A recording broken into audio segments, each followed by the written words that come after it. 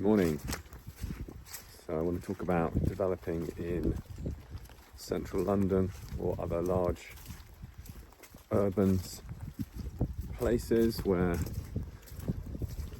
land, real estate prices are eye-wateringly high, and as a developer your job is to maximise the revenue you can get from your property. So you're going to be looking to build as close to the edge of your land as is practical to do so.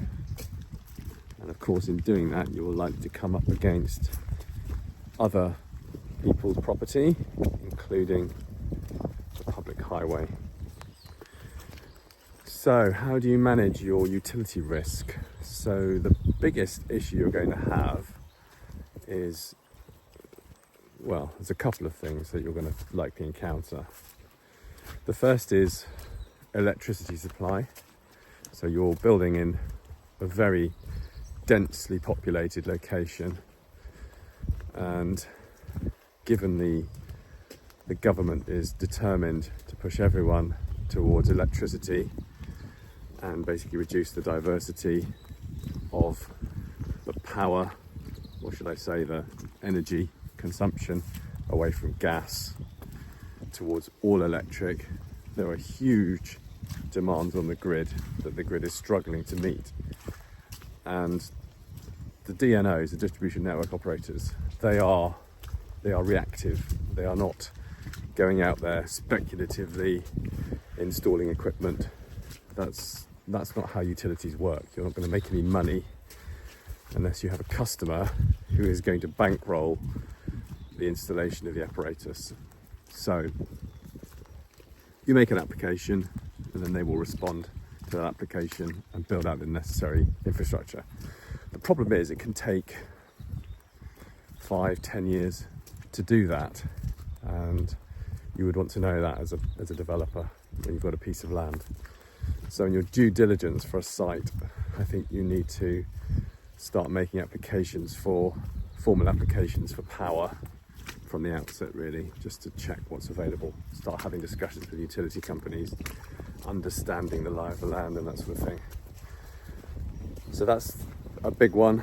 You'll usually get some pushback from planning teams on water supply. I don't know why they get their knickers in a twist about this, but they always do. It seems to be the one thing that they're concerned about is water and wastewater. Wastewater, I understand. We don't want flooding when we get these very heavy storms and all of the combined sewers in London overflow, and you get all this sort of flooding issues. And of course the council's got a duty to people to not introduce schemes which make that worse, so I understand that. On the possible side, I don't think there's ever really any concern that a building won't get water. It will. It's just a case of how long it takes to get the reinforcement works done. So but there's usually stuff with clauses and there's conditions attached to planning which usually cover things like water supply. The rest of the services, gas is not really an issue, telecoms generally not an issue in terms of new supplies. You will have issues with existing services, so especially in London, lots of telecoms routes. You'll be building right up against the back of the public footway or highway, which will be chock full of services, so you need to do your due diligence on that.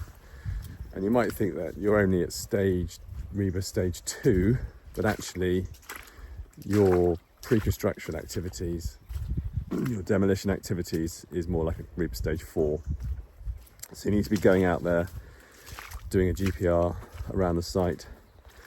So not just on the site, but if it's a building, around the site, getting the records, getting all of the information that you can as early as possible, possibly doing trial holes before you're erecting, hoarding, that kind of thing. Anything that can obstruct the surveyor, that will get in the way, because you'll miss things that you need to see.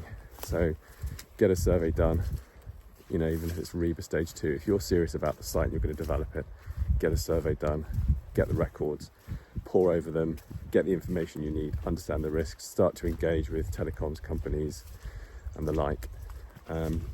They will, as a default position, want you to divert. I'll say, oh, you're too close to the building line, we want you to divert. Here's our bill for £250,000.